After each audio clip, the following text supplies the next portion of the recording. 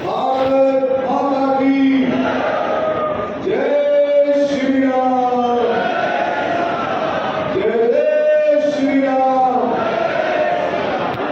मैं धार्मिक नगरी जिसको हम मिनी हरिद्वार कहते हैं, कलाओं की नगरी, और सभी साधु संतों को, उन महापुरुषों को यहाँ खड़ा होकर के आपके सामने नमन करता हूँ, उनको प्रणाम करता हूँ, उनको राम राम करता हूँ। आज हमारे बीच में बहुत ही जुझारू व्यवस्थाओं में परिवर्तन करने वाले, एक नया रास्ता डालने वाले हमारे बीच में माननीय मनोहर लाल खट्टर जी, पूर्व मंत्री, जिन्होंने ऐसा रास्ता हरियाणा को दिया। हरियाणा बिल्कुल बदनाम था देश में नौकरियों के मामले में, पर्ची और पर्ची सिस्टम के मामले में। अगर एक नया रास्ता दिया नौजवानों को, पर्ची खत्म करके पारदर्शिता का रास्ता दिया, तो वो है मनोहर लाल खट्टर। हमें तालियां बजा करके माननीय मुख्यमंत्री जी का स्वागत करना चाहिए। देखिए, हमारे बीच में दिसंबर वाल्मीकि जी, हमारे बहुत युवा साथी, हमारे मित्र, और भाई दिन रात लगे हुए हैं, तस्वीरें सीख रहे हैं। इसी तरह से रामचंद्र जावड़ा जी, आपके बैकवर्ड समाज के तो है ही, लेकिन गरीबों की आवाज रामचंद्र जावड़ा जी हर पार्लियामेंट में हर दफा ये आवाज उठाते हैं। गरीबों की और दबे लोगों की आवाज उठाने वाले रामचंद्र जावड़ा जी हमारे बीच में है। मनीष ग्रोवर जी, आपके अपने अजीज, अपने भाई साथी, जो 24 घंटे आपकी बात और आपकी आवाज रखते हैं। हमारे रणवीर ठाकुर जी, हमारे बहुत ही जुझारू जिला अध्यक्ष, उनके साथ अजय बंसल जी, और भाई सतीश नागर जी, और कृष्णमूर्ति हुड्डा जी, जो तरोई में एक आवाज है, साफला तरोई में, साफला तरोई में एक आवाज है। और भूपेंद्र हुड्डा को इस बात का डर है कि आपकी बात तरोई भी उनके हाथ से चलाने वाला है, जो कि मैं से कह सकता हूँ। शमशेर कटरा जी, जो महल में पूरी मेहनत कर रहे हैं, शमशेर कटरा जी, सरिता नारायण जी, रेणु दावड़ा जी, मंजू हुड्डा जी, भाई दीपक हुड्डा, श्री हुड्डा, राजीव जैन जी, हमारे प्रधानी जी, जो दिन रात मेहनत करके लगे हैं, मनमोहन गोयल जी, दिन रात मेहनत करके और मैं लोगों को जोड़ रहे हैं, मनमोहन गोयल जी, राजू शेखर जी, दोनों लोग लगे हैं बहुत अच्छे से, सूरजमल गोयल जी, अशोक रंगा, सीरत राम जी, राजकुमार, सभी सम्मानित मंच पर बहुत बड़ी इजाजत है माननीय साथियों ने दी है। सरपंच साहिबान बैठे हैं, जिला परिषद के सदस्य हैं, और एक्स सरपंच हैं, सभी का मैं नंदन अभिनंदन करता हूँ। मेरे पूर्वी आदरणीय बुजुर्गों, नौजवान साथियों, माता बहनों, और हमारे इस तरफ बैठे ऐसे जुझारू टीम है जो हमारी बहुत मेहनत करती है। ये टीम जो लेफ्ट साइड में बैठी है, इनका भी हम स्वागत करते हैं। धन्यवाद। मैं आज हमारे बीच में मनोहर लाल जी हमारे बीच में आए हैं। साथियों, पूरा देश मोदीमयी, पूरा देश कमलमयी। क्यों? उसका कारण है मोदी जी ने जिस तरह से 10 साल में अंत्योदय, आखिरी छोड़कर, और उसके साथ साथ किसानों के लिए, गरीबों के लिए, दलितों के, बैकवर्डों के लिए, हर एक कैटेगरी के लिए, किसान हो, दलित हो, बैकवर्ड हो, नौजवान हो, कर्मचारी हो, व्यापारी हो, छोटा व्यापारी हो, बड़ा व्यापारी हो, स्वतंत्रता सेनानी हो, शहीदों के परिवार हो, और बुजुर्ग और महिलाएं, और रेडी वाले हो, उसका कोई कैटेगरी मोदी जी ने छोड़ी नहीं है जिसका उत्थान, जिसके लिए अलग अलग योजनाएं ना बनाई। और एक बात करके आपने देखी कि प्रधानमंत्री खुद प्रधानमंत्री आपको बनाई, आपके लिए बनाई गई योजनाओं की एक बार उनकी रुकावटी भी प्रधानमंत्री करे। कभी ऐसा आपने देखा, आपने सुना? प्रधानमंत्री ने मुद्दा किया, विकसित भारत संकल्प यात्रा भेज करके मोदी जी की गारंटी की बस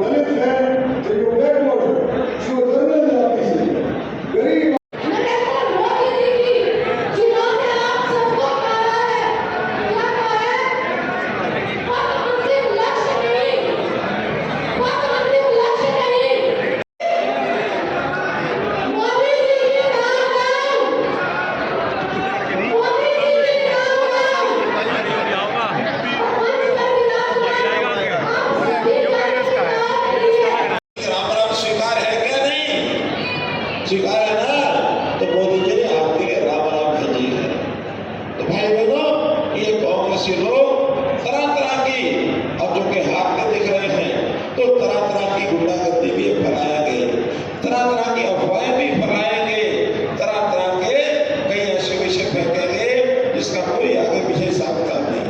ये लालच भी देंगे, पैसा भी फेंकेंगे, मुफ्त भी देंगे, ये ले लो मुफ्त, वो ले लो।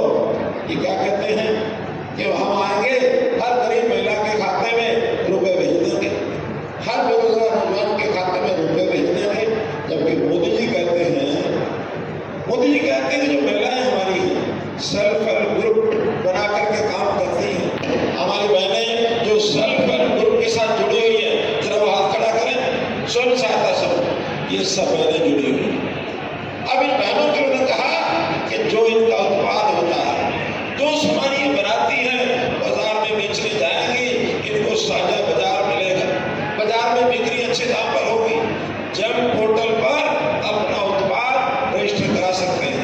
तो यही मैंने आज शायद बिक्री ना होती हो तो ये लखपति कहलाने का काम, इन बहनों को लखपति बहनें बनाना, ये मोदी जी ने आह्वान किया। मोदी जी ने गौर किया। हमने ड्रोन देखा, ड्रोन देखा, हमारे नौजवान साथी बताओ, ड्रोन देखा?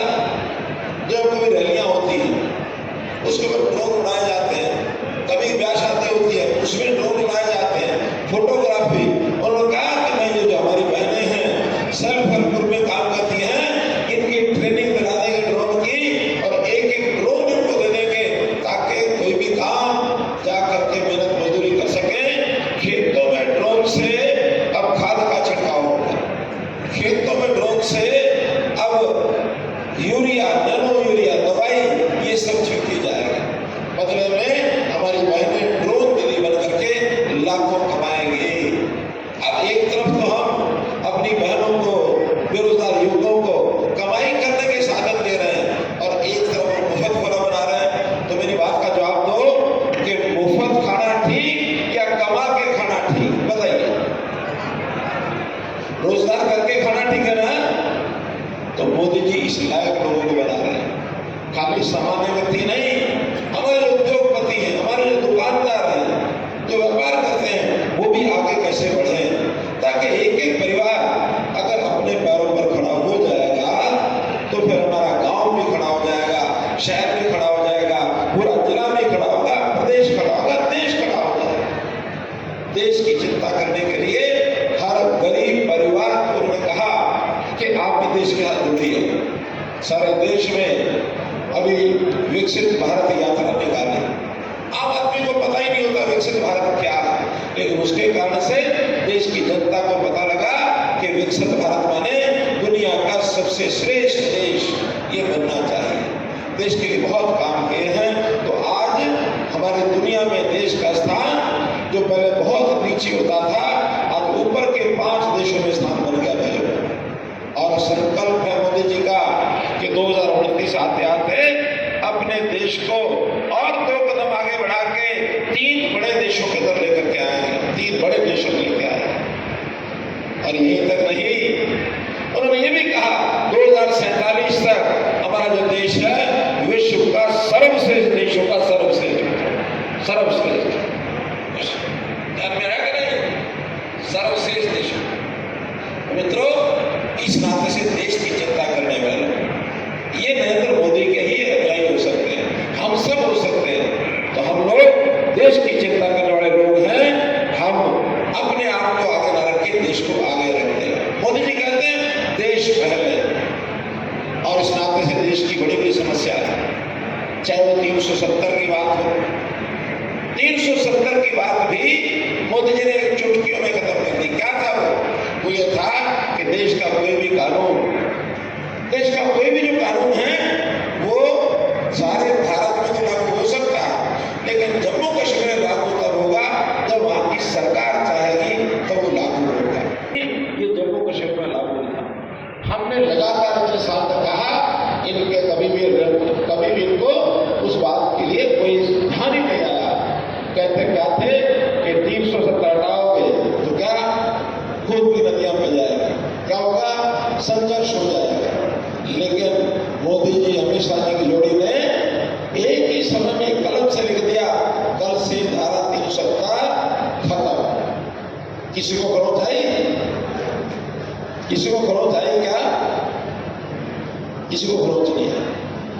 इसी प्रकार 500 साल का राम जन्मभूमि का ये मुद्दा, ये राम जन्मभूमि के मुद्दे को भी 500 साल के झगड़े को कोर्ट में अपनी दलीलें रख करके हमारे लोगों ने उसको और निर्णय कराया कि वहां राम मंदिर था, भव्य राम मंदिर बना करके और उसकी प्राण प्रतिष्ठा मोदी जी ने कराया।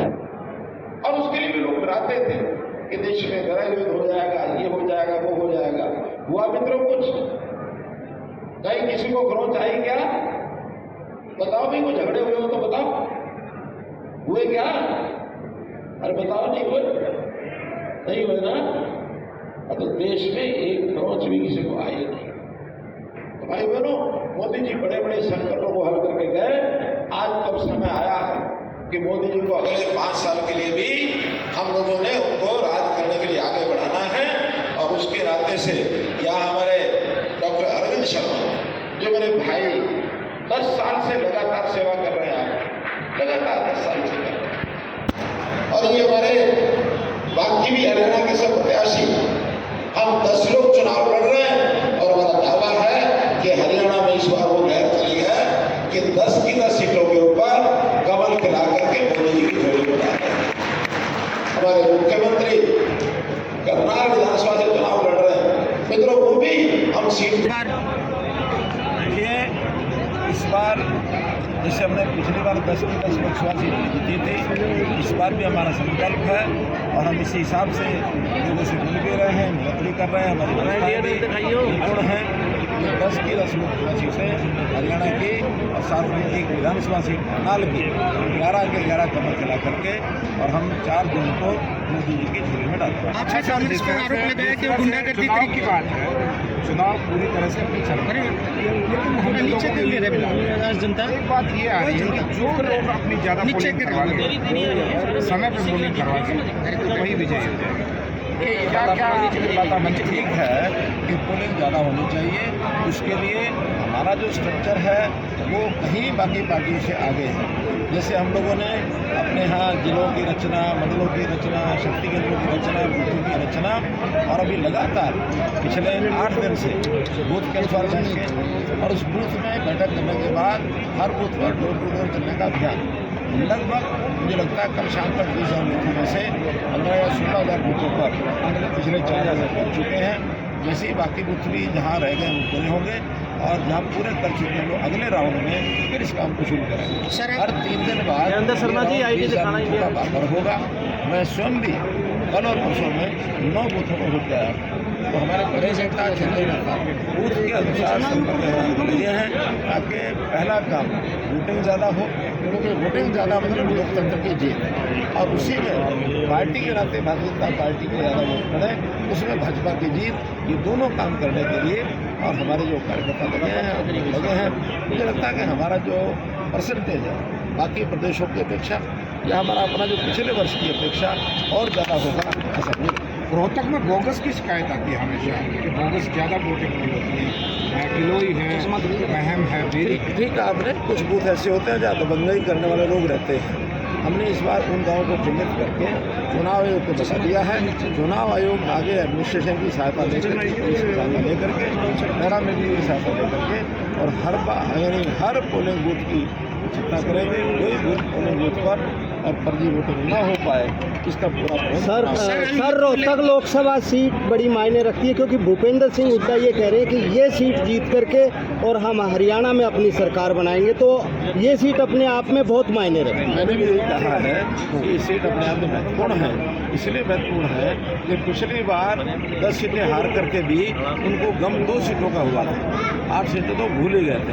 इस बार अपने गम को कम करने के लिए हर कोई चाहता मैं दुखी थोड़ा कम हूँ, तो उसने 2 की बजाय बाप बेटे में से एक को ही रखा, दूसरी छोड़ दी और वो भी अपने परिवार के बाहर जाने वाला व्यक्ति नहीं है, क्योंकि परिवार को ही सब कुछ मानता है।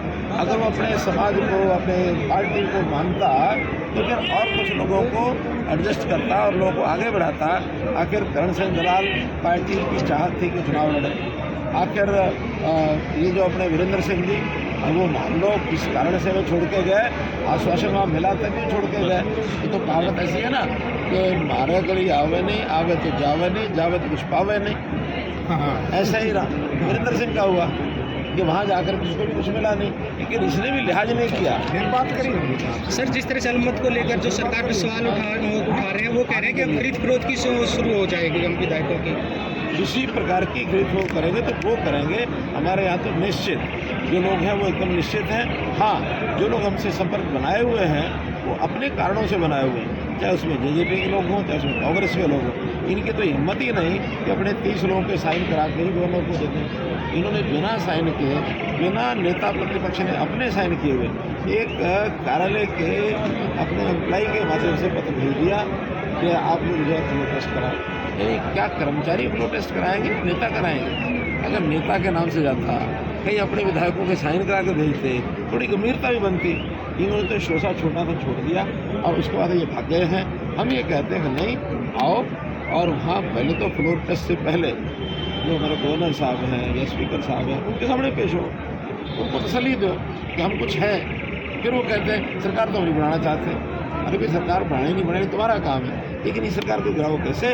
हमारे पास आगे हो जाओ। सर, केजरीवाल जेल से आते ही उन्होंने ये कहा कि ऐसी स्थिति क्यों बनी आपके? वो तो केवल एक 3 इंडिपेंडेंट सेक्शन है जो मानो अपने किसी भी कारणों से उनके गाड़ी उनको मालूम है। तो 3 इंडिपेंडेंट को लेकर के गए, उसी दिन को उनको लगा कि शायद बहुत कुछ घोटाला आने वाला है। आपको नहीं पता था जाएंगे? नहीं, कुछ लोगों को पता होता है, किसका नहीं भी पता होता। कोई ऐसा जो जाता है वो कोई आगे थोड़ी जाता है। उसका इंडिपेंडेंट है, हमारी पार्टी के लोग थोड़ी बंधे हुए नहीं हमारे साथ। वोट करेंगे, जब तक करेंगे, नहीं करेंगे नहीं करेंगे, एक मिनट का मामला होता है। केजरीवाल ने जैसे बाहर निकले विधायक आपके संपर्क में है जो पार्टी ज्वाइन करेंगे?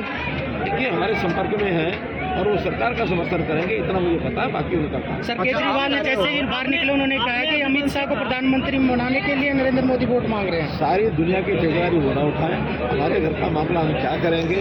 और मोदी जी के नेतृत्व में ये देश की बातें संभाली हुई है और मोदी जी लगातार आगे रहने वाले हैं। तो स्वयं अमित शाह जी ने कहा कि जब तक मोदी जी है तब तक मोदी जी काम करेंगे। 75 साल का आपने कहा मुख्यमंत्री जी, आपने मन से कहा कि कांग्रेस हथकंडे अपनाएगी, क्या हथकंडे अपनाएंगे? आपने कहा ये उनका एक रूटीन है। आज पहली बार में कि कांग्रेस के लोग एक रूटीन है, पैसा खर्च करते हैं, अफवाहें फैलाते हैं और उन अफवाहों के अंदर देश सिर पैर की अफवाहें फैलाते हैं। अभी अफवाह का क्या करेंगे कि ये आएंगे तो संविधान बदल देंगे। अरे भाई, किसने कही संविधान बदलने की? संविधान में 100 से ज़्यादा संशोधन वो आपके टाइम पर हुए।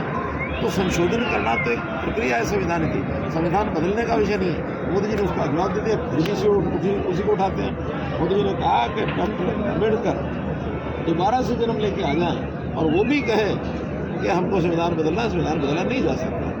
अच्छा, आप कह रहे हो कि ये लोकसभा की जो सीट है बहुत इम्पोर्टेंट है, लोग भी कहते हैं और विपक्ष भी कहते हैं। क्या आपको नहीं लगता कि भारतीय जनता पार्टी को इस सीट पर और जोर लगाना चाहिए?